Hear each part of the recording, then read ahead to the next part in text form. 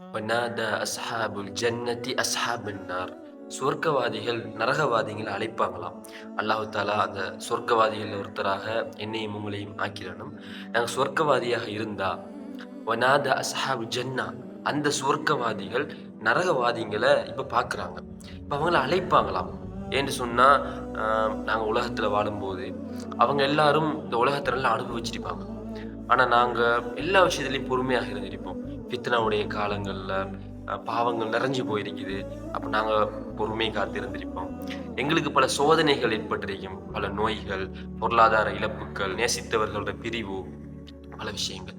அதுல பொறுமையாக இருந்திருப்போம். அதே போல அல்லாஹ்க்கு கட்டுப்படுற விஷயத்துல பொறுமையாக இருந்திருப்போம். டைமுக்கு தொழணும், ஹிஜாப பேணணும், நிறைய விஷயம் அதுலேயும் நாங்கள் பொறுமையாக இருந்திருப்போம்.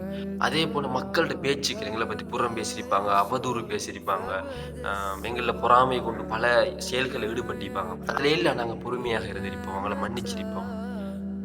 எல்லாத்துக்கும் மேலாக அல்லாஹ் ஒருவன் அப்படின்னு நம்பி இஸ்லாத்துல உறுதியாக பொறுமையாக இருந்திருப்போம். இப்போ இதில் விளைவை நாங்கள் பார்க்குறோம். சொர்க்கத்தில் எங்களுக்கு உச்சகட்ட சந்தோஷமா இருக்கும். அந்த நேரத்தில் தாதா அஸ்ஹாபுல் ஜன்னா, நாங்கள் சுவர்க்கத்தில் இருந்துட்டு சஹாபன்னா அந்த நரகவாதிகளை நாங்கள் அழைப்போம். அழைச்சி என்ன சொல்லுவோம் தெரியுமா?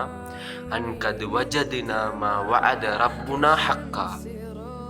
இறைவன் எங்களுக்கு அளித்தானே வாக்கு, நீங்க இப்படி பொறுமையாக இருந்தா நான் உங்களுக்கு சொர்க்கம் தருவேன் அப்படின்னு, அதை நாங்க இப்ப கண்டுட்டோம். அதை உண்மையாக நாங்க கண்டுட்டோம். ஃபஹல் வஜத்தும் மா வஅத ரப்புக்கும் ஹக்கா. உங்களுடைய இறைவன் உங்களுக்கு அளித்தானே வாக்கு, அல்லாஹ் மறந்து அற்பமான ஏமாற்றக்கூடிய உலகத்துல மூழ்கி இருந்தா நீ நான் உங்களுக்கு நரகம் தருவேன் அப்படின்ட்டு அந்த வாக்கு உண்மை என்று சொல்லி இப்ப கண்டுட்டீங்களா? அப்ப உடனடியாக நரகவாதி ரிப்ளை பண்ணுவாங்க, காலு நாம், ஆம், அல்லாஹ் தாலா எங்களுக்கு அளிச்ச வாக்கு உண்மைதான் அப்படின்னு இப்ப நாங்க கண்டுட்டோம்.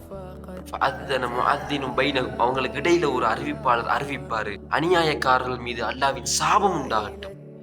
யாது பில்லாஹ். அல்லாஹு தாலா இந்த நரகவாதிகள் கூட்டத்தில் எங்களை சேர்க்காமல் இருப்பானாக.